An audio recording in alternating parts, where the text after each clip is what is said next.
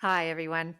I am super stoked to bring you today's guest. We spoke with author and financial journalist Andrew Hallam. He joined us from Menton, France for this episode. Andrew is the internationally best-selling author of Millionaire Teacher, which you probably have heard of, and Millionaire Expat.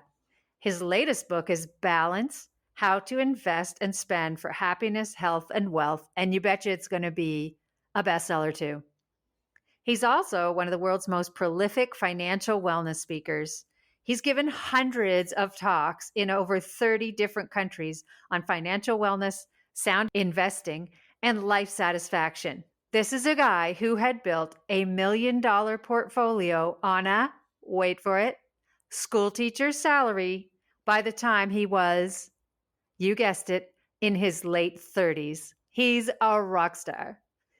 As a financial journalist, Andrew's written for numerous international publications, too many to name. He's been interviewed on the radio, on multiple podcasts, and on TV. Andrew and his wife are adventurous travelers. They cycled around Europe and Asia on their tandem bike, if you can believe it, and they explored Mexico and Central America in their camper van.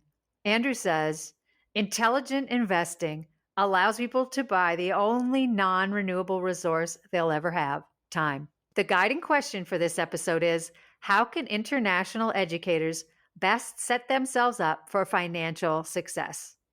We covered a wide range of topics, including advice for those new to international teaching, school retirement benefits, currencies in salaries, investing for non-American expatriates, countries welcoming retiring expatriates, and some highlights of Andrew's books. A lot of ground covered. Really, really important and interesting information, and Andrew makes it so accessible. So please give it a listen. This episode was recorded on September 27th, 2022. Enjoy.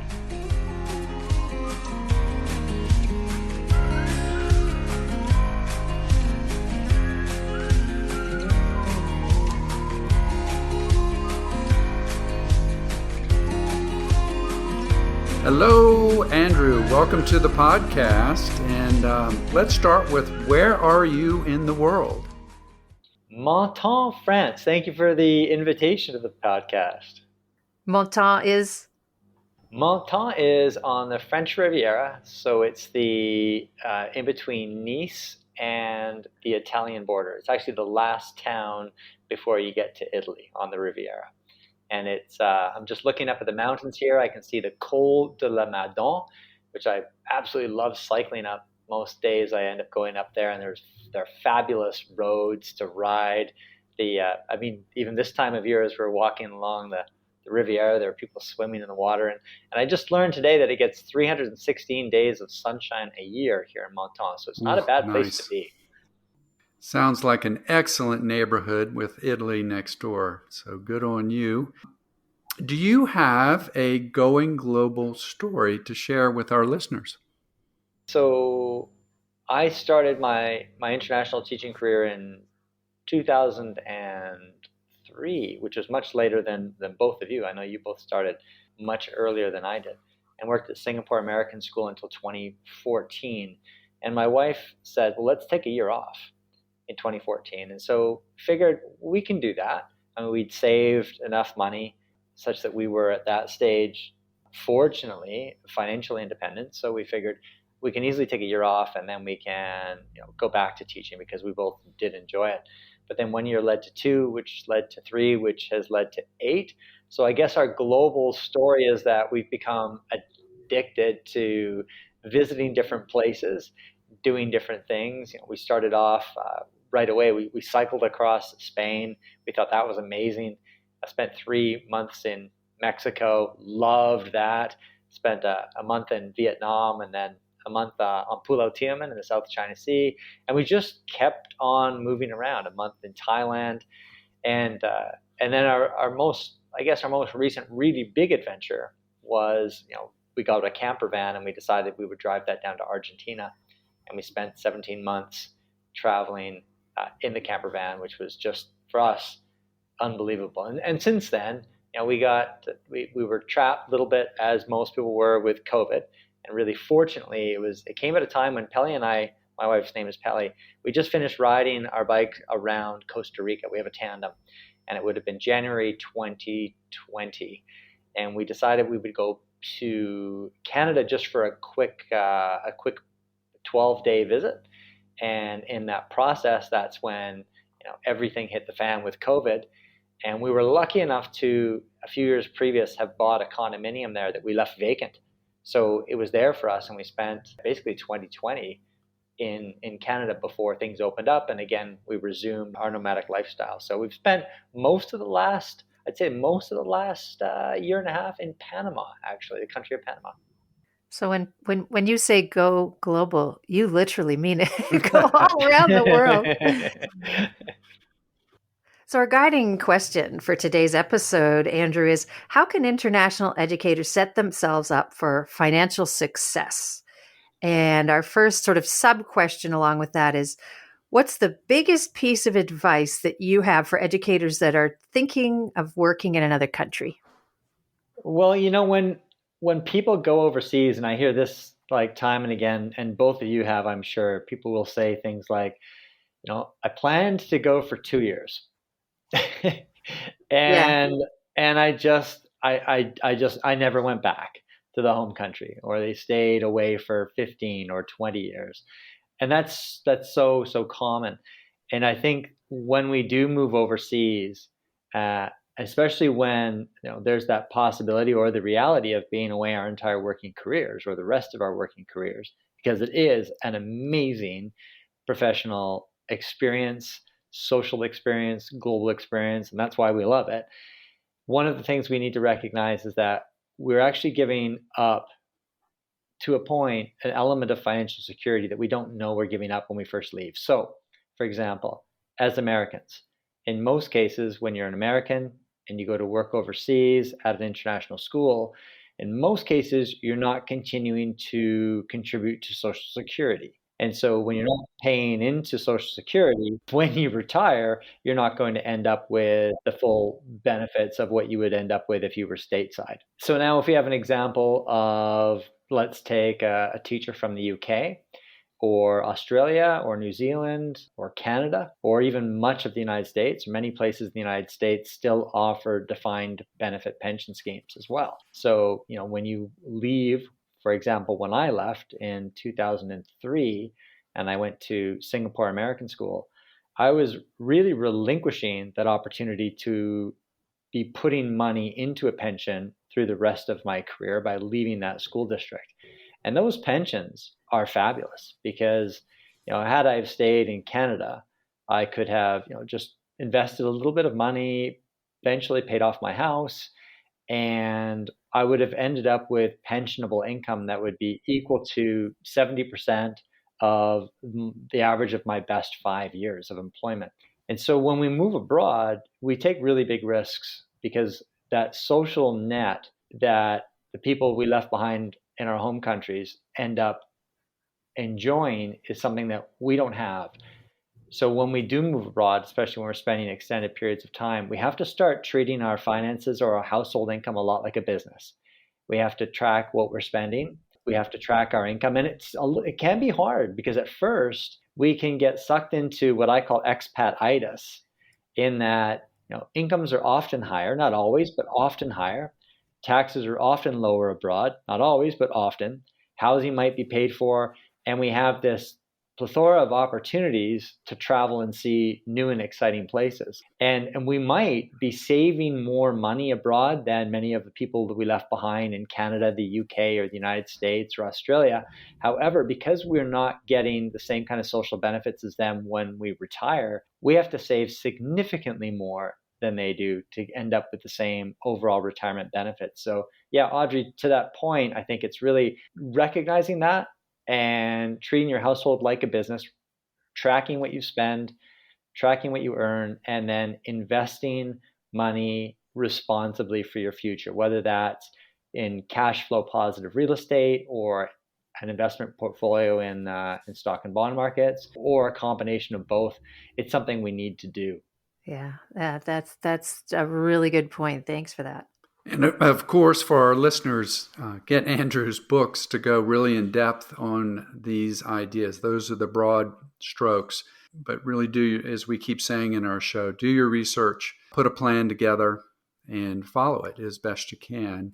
Kind of switching gears a little bit, looking at the world of international educators moving from school to school or first timers coming overseas. Andrew, do you have any like non-negotiables for international educators looking at a new school, looking at packages, looking at just what's being offered for them that they should look at? What are some criteria?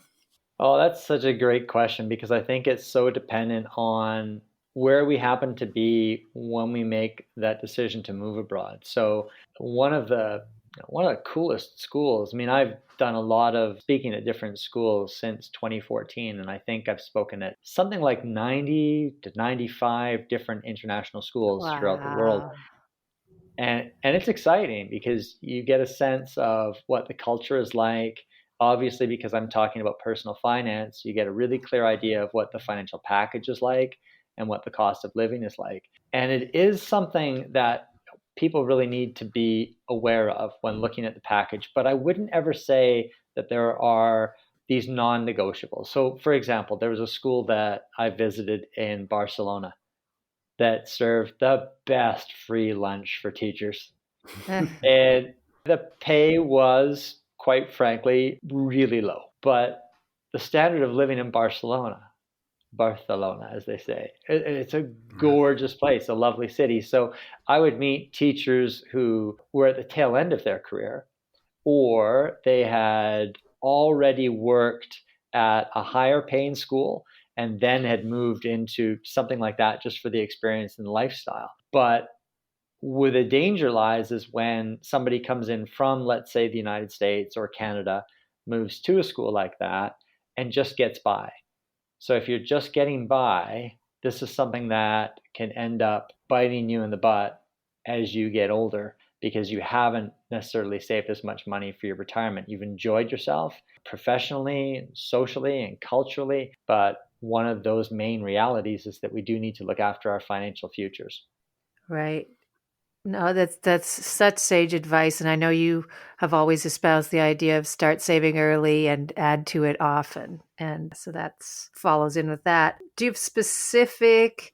Would you differentiate your advice at all between young teachers starting their career, those in the middle, those heading towards retirement, people with children, or would you just pretty much say it's all about saving? Well, I've seen people mix it up. Like I know, Audrey, you and Mark have mixed it up. You had a family and you would sometimes work at schools where you couldn't save a lot of money, and at other times you ended up at schools where you could save a lot of money. And I think your experience is really rich experientially. And because you were Mm. able to dip into and spend some time at schools where you were able to save significant sums of money, because I know that you were careful with your money, then it gave you Mhm. the opportunity to experience some other places that may not have necessarily had such fabulous packages. So I think that balance that you experienced is actually a pretty cool one. Yeah, that makes sense. Definitely on that arc of our careers. But as you're pointing out earlier, that you can put money aside, compound interest, and moving forward makes a lot of sense. So when we look at international schools, Audrey and I, yes, we've been at a bunch of them, and they definitely handle retirement benefits differently. Some places don't have them per se. But I'm wondering, what are you seeing when it comes to schools offering some type of retirement plans? I know one of the big things you warn people about is signing up for plans that have big annual fees, maybe upfront fees, things like that. What's your take on schools and their retirement plans?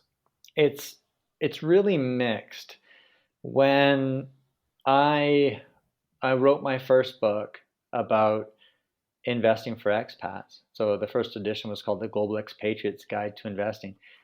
I had come across, after writing Millionaire Teacher, a lot of people would ask me questions. They would tell me they're at a certain school. I'm in Egypt, or I'm in Ethiopia, or I'm in Zurich, and this is the investment platform that our school is offering, or at least this is the investment platform that has been, or a representative from a certain firm has been invited into the school to sell a specific platform. And I would look at these things and I would dissect them. And I was trying to get my head around how crazy some of it appeared. I remember sending some of these prospectuses to my editor at Money Sense magazine. And I said, hey, these are the things that the teachers are actually buying. And schools are encouraging teachers to save for their futures. And these are the people that they're inviting in, and these are the products that they're actually selling. And they were products that, David, weren't and wouldn't be legal in the United States, in the UK, in Australia, or in Canada based on their fee structure. Yet there were so many administrators opening their doors to these products. And they were, I saw right away that I needed to somehow do what I could to educate teachers and administrators on these actual schemes, because they were laden with such high fees that the investors, after inflation, had virtually no chance of making any money. So they would have fees that were in the margin of 3.5% per year, which is really, really outrageous. And this is really, really common, especially among British international schools. Very, very, very common. And so they would sell these structured insurance-linked schemes is really what they were. And they were offered by a lot of big, reputable insurance companies.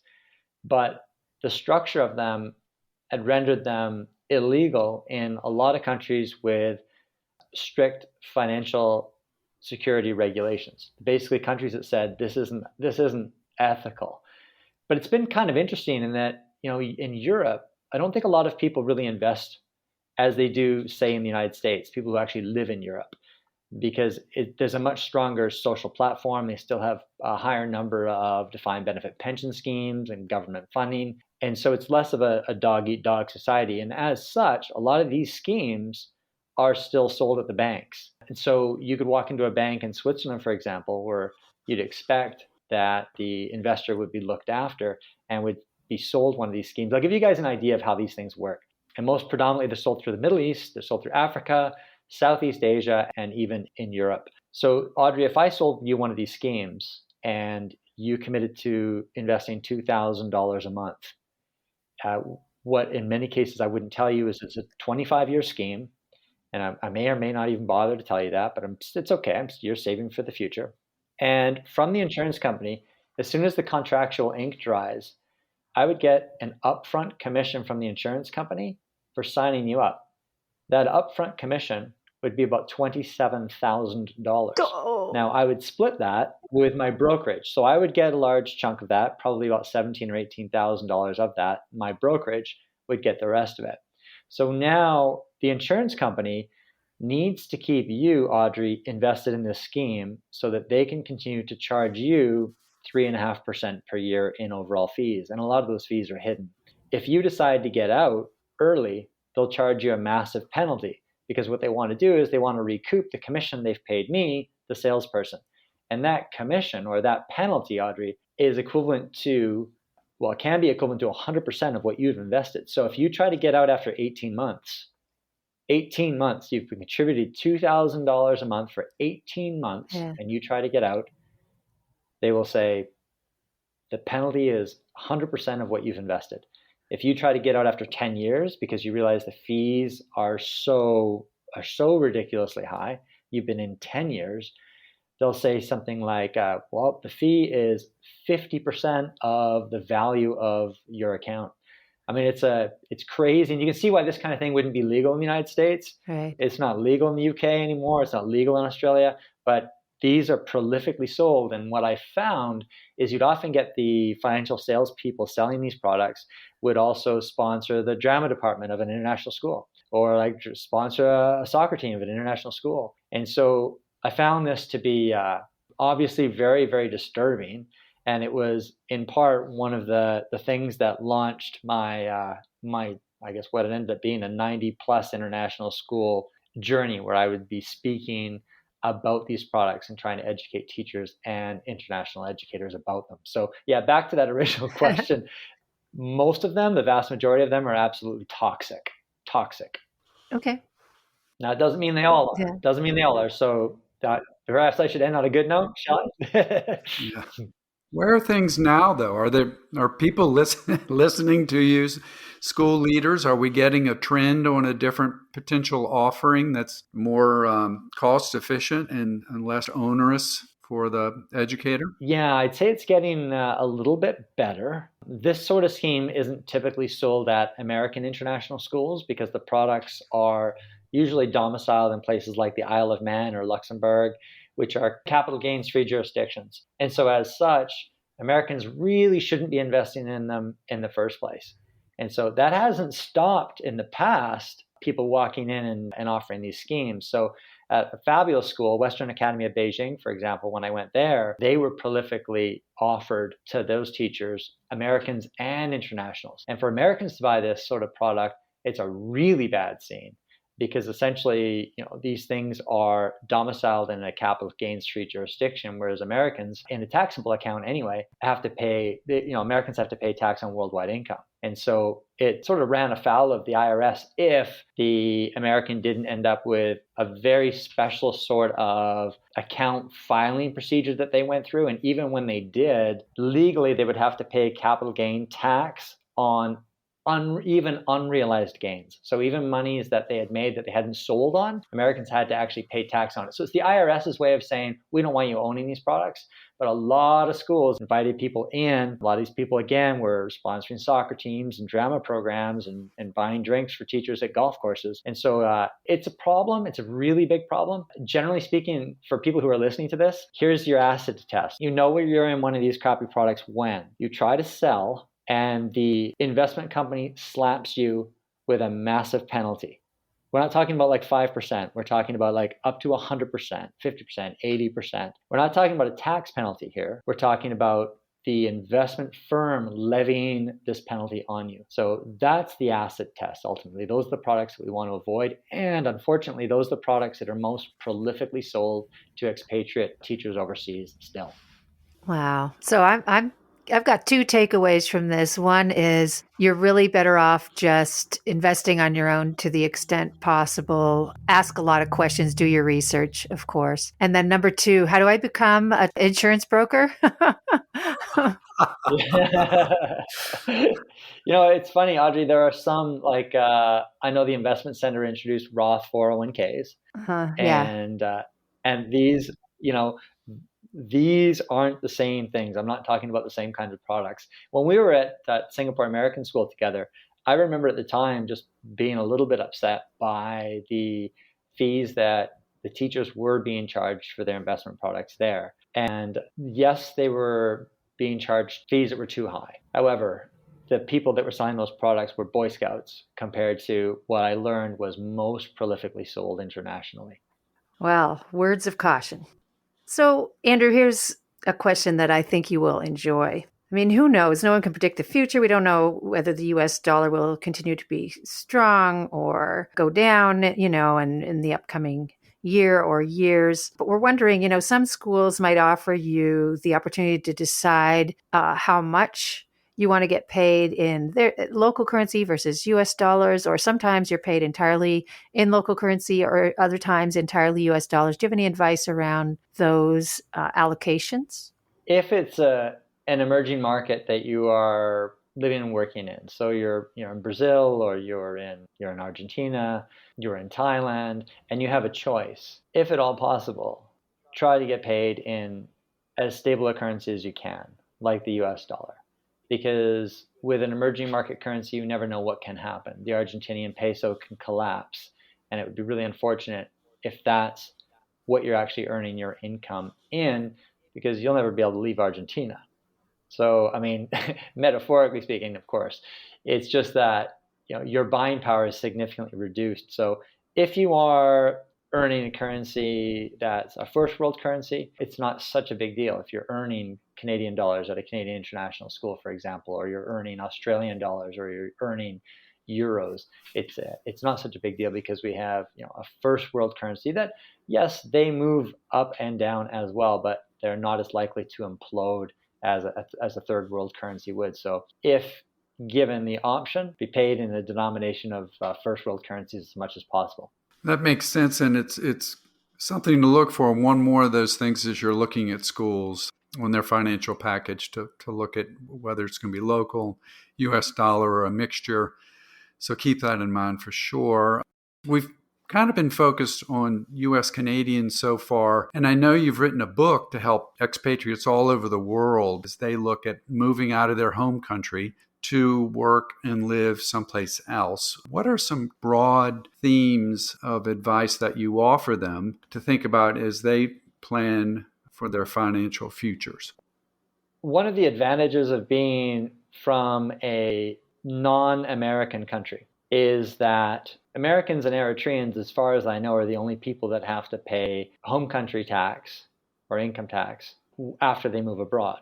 So example, if you are British and you get a job in Dubai at a school there, not only will you not pay income tax, but you can invest in a capital gains-free jurisdiction so that all the money you make while you live abroad, while you live out of the UK, all of the monies that you make on your investments, let's say it's a stock and bond market investment portfolio, all of it would be capital gains free. So that's a massive advantage. And it's something that That's plenty of fantastic. nationalities can take advantage of that. It's actually, when I talked about those fairly crooked financial products previously, one of the sales lures that they will use is they will say, well, we domicile our products in the Isle of Man or Luxembourg, so you don't have to pay capital gains tax on them. But if you're living abroad and you can invest in a capital gains free jurisdiction anyway, you definitely don't need anything like that. So, for example, this would be the case for any nationality other than an American, essentially, that's living in a country that doesn't charge capital gains taxes, can have an investment portfolio that does not incur capital gains taxes as it grows, which is a massive perk. Yeah, wow, that's fantastic. So just to give you an example too, Audrey, you could be French, you could be German, and you decide that you're going to move to Hong Kong and you're going to work at HKIS. You can invest with Saxo Capital Markets if you're non-American, or you can invest with Swiss Quote Bank Europe or Interactive Brokers, build a portfolio of low-cost exchange-traded funds and not pay any capital gains taxes. So likewise, you could not only move to Hong Kong and have that, but you could move to a place like Singapore, you could move to Malaysia, you'd have much the same benefits there as well. Luxembourg, they don't charge capital gains taxes there either. So you've given advice about the best places to retire from both financial, visa, and lifestyle perspective. Mexico springs to mind. I think Thailand, Panama, where you have your home of record. Can you tell us more about the attractions of some of these locations, some guidelines you might offer for people who are thinking of retiring overseas? I think like one of the first things you can do is contact the embassy, get a good local lawyer, and figure out how you can gain residency in these countries. And so, for example, I'll give the example of Panama, which is a place where we really enjoy the weather there. You can get your residency there if you can prove income of $2,000 a month, so some kind of pensionable income of at least $2,000 a month. Oh wait, it's $1,000 a month for a pensionata visa. They have all kinds of different sorts. So a pensionata visa has a requirement of proof of income from a defined benefit pension or some kind of insurable payout of $1,000 a month. And once you have that, you could become a resident of the country of Panama. And while you're there are all kinds of discounted benefits. So number one is it costs less to live in Panama than it does to live in Canada or the United States. If you're curious about looking at different countries and different cities, check out numbeo.com, an online service where you can plug in different cities and you can compare the costs of everything from eggs and cheese, loaf of bread, fuel, purchasing properties, just about anything you want. It's fabulous. Other benefits of a place like Panama, aside from the great weather all year round, is that for retirees, they get discount. So 25% off flights that originate in Panama, 25% off meals, 25% off prescription sunglasses. If you decide to stay in a hotel during the week, you can get 50% off the hotel price. Wow. And they have a whole slew of discounts. And what they're really wanting to do is they're wanting to attract people to retire there, spend their money there, and it helps the Panamanian economy. How do you define retirement? Is there an age attached to that, or is that just I've stopped working? Because I know you're financially independent. You could be considered a retiree. Yeah, they have different ones, Audrey. In different countries, will have different retirement visas. So that one in particular, the one I just mentioned, I believe it's for 55 plus. Now, we don't actually have that one because when I applied, I wasn't 55. I ended up getting what they call a friendly nations visa. And so for my residency permit, I had to prove to Panama that I was making at least 2,000 US dollars a month. And once I was able to prove that, you can prove that through tax receipts or a letter from your employer. So a lot of people will move to a place like that and earn money online. Right. So if they're doing that, they don't have to retire. They can continue to work. And one of the cool things is, this is an added benefit, is that if you're making money online while a resident of Panama, the Panamanian government will not charge you income tax on monies that you earn online. I'm moving to Panama. That's it. End of story. Mark, I hope you're listening. It's just one of several places, I think. Yeah. Other really possible places. Colombia is really popular. They're opening their doors. I know that Portugal has a really generous visa offering for people who are choosing to move there, to retire there. And a lot of them have these golden visa platforms too, or these golden visas that, if you buy real estate worth X amount of money, you qualify for residency. So I thought this was really interesting. Just the other day, I was in Monte Carlo. So I'm in Monaco, and it's like one of the most expensive places on earth to live. But they don't charge any income tax, and they don't charge any capital gains taxes on investments. And I was just really curious, like, what does it take to actually become a resident of Monaco? And I assumed it would be like millions and millions of dollars. It's $500,000 into an account in Monaco. It's kind of like a deposit. So you basically buy your way into residency. And it's weird because there are a lot of countries that'll offer, something like that, but they're not always that strict in terms of those parameters. Obviously, with a country like Panama or a place like Thailand or a place like Colombia, they don't have, requirements where you need to give them $500,000. Yes, I'm guessing that the cost of living in Monaco is also a little bit high. It has to be outrageous. It has to be absolutely outrageous. I can't imagine. But I was surprised that even there, it wasn't like absolutely crazy to literally buy residency. I was really surprised. Well, we'll have to go on. What was the site that you mentioned? We'll have to go on there and check out Monaco. Oh, it'd be crazy. It's numbeo.com, numbeo.com. It's so much fun to play around with that. Yeah, no doubt.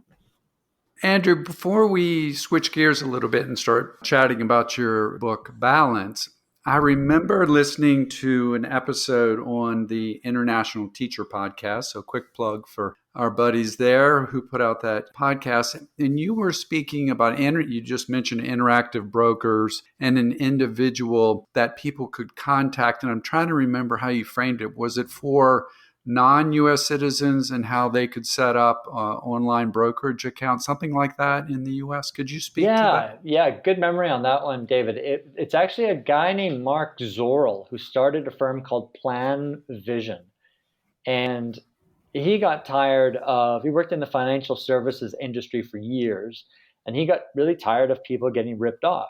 And he's a super fellow who shows people how they can invest money on their own. He doesn't invest money for you, but he's the coach on the side. And I believe he charges $198 a year. So that's a flat fee. So whether you're American or whether you're from South Africa or Egypt, it doesn't matter what your nationality is. you can use his services. So he's worked with more than 100 different nationalities so far, which is really cool. So he's incredibly well versed in who can do what, when, where, and how. And he will guide you through the process of opening an account, say with Interactive Brokers, which is a low-cost brokerage. He'll show you how to make your purchases. He'll give you an idea of what you can buy, and basically follows the premise that I've outlined in my book, Millionaire Expat. And it's not my premise. It's not like, I invented it. It's something that, Warren Buffett recommends. Every Nobel Prize winner in economics recommends a portfolio of low-cost ETFs or low-cost index funds will outperform, and this is a mathematical reality, will outperform at least 90% of professional investors over your lifetime, and requires no effort at all. You don't have to follow the economy or read the Wall Street Journal or follow the stock market at all. So yeah, Mark Zoril helps people do that. And if you choose to, you set up the account with him, you pay that fee of $198. That's the annual fee, or at least that's the fee for the first year. After that, I believe he charges something like $8 a month. So you can sort of keep him on retainer for $8 a month. So you can call him anytime you want if you have questions. And I think that's what most people do. They just continue to pay the $8 a month, and then they have him to ask questions of anytime. Excellent. Well, one of the big things we want to provide our listeners are resources, people, and contacts and places on the internet to find more information. So thank you for that. So shifting to your book, Balance, Audrey and I, and we've had many different job titles, and one of them is wellness coach. And so we really are interested to hear from you, really, the broad strokes about the book, the 4 areas of life that we can cultivate in order to have a full life, to thrive. I'm a positive psychology person, so that's part of my vocabulary. So could you briefly outline those 4 areas to give people an idea before they go out and buy your book? Over the years, I am sure, and you have as well, heard many people talk about what it means to be successful. And it's often professional or money related.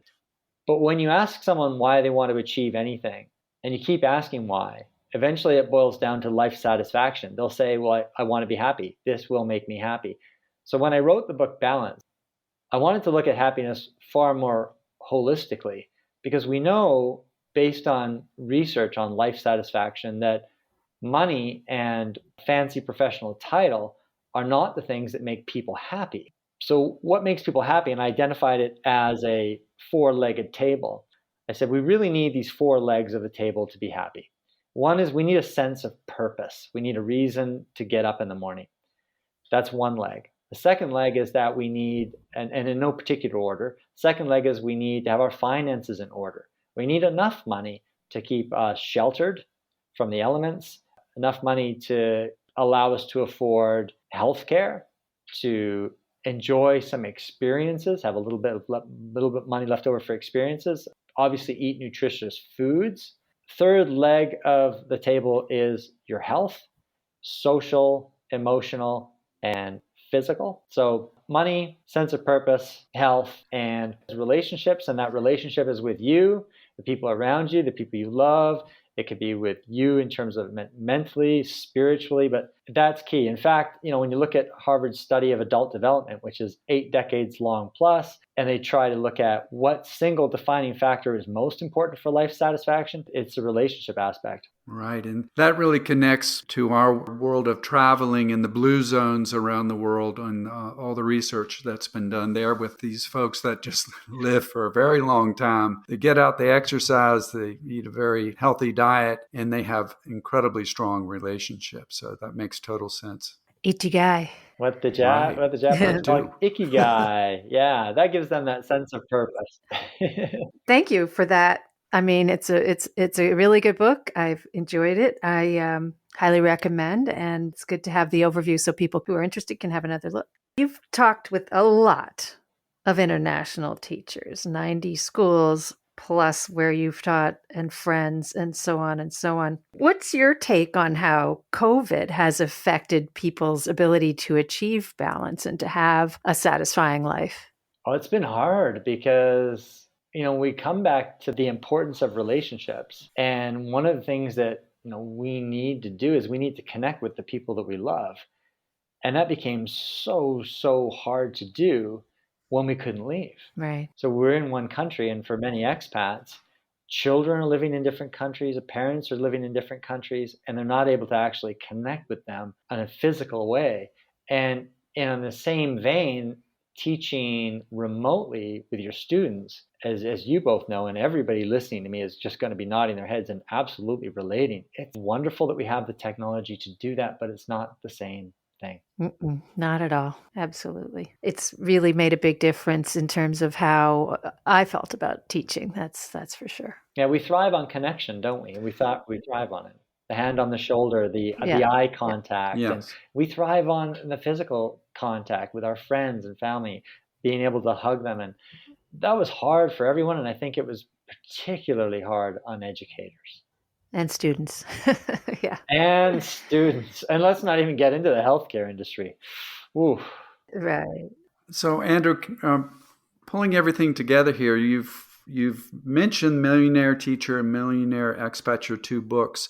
But let's say folks haven't read them. Could you give kind of the book jacket description of each so people can have just a quick snapshot of each, so if they want to go out and pick them up? Well, they follow pretty similar themes. I think for international teachers, Millionaire Expat would be the most relevant book. So I wrote the third edition of that in 2022. So if anyone buys it, look for the third edition. It's kind of like a light blue cover.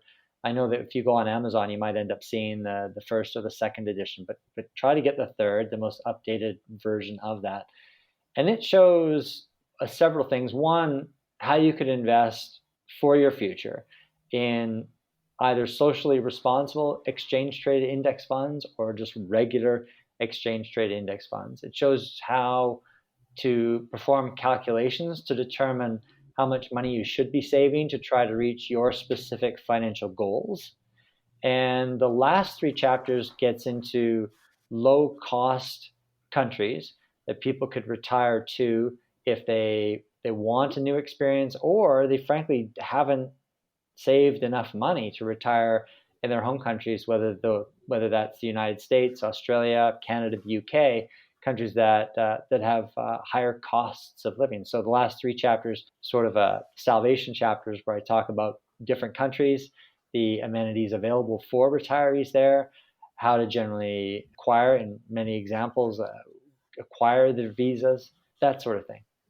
That's awesome. They're both really worthwhile. So I've recommended them to, I can't tell you, countless friends, and we'll recommend it once more here on the air. Millionaire Teacher and Millionaire Expat, along with Balance. So 3 books to get. Anything else you might like to address that we haven't covered? Wow.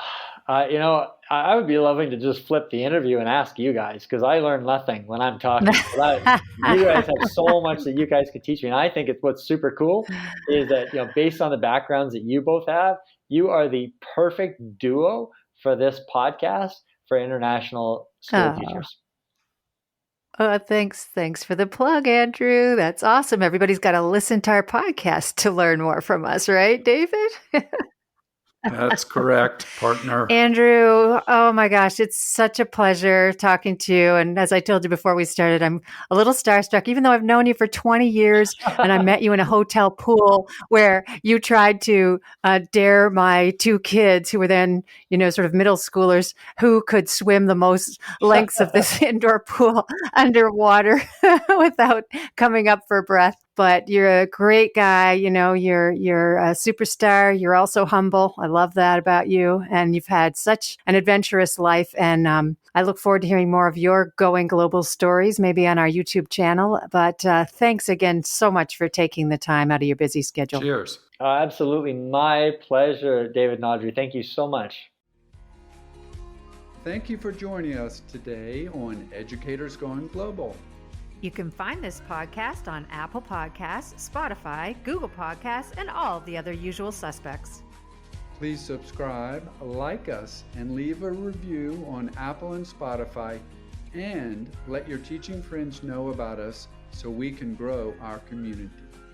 Please reach out at educatorsgoingglobal@gmail.com and join our Facebook group, Educators Going Global, if you have ideas, comments, or wish to share a going global story of your own.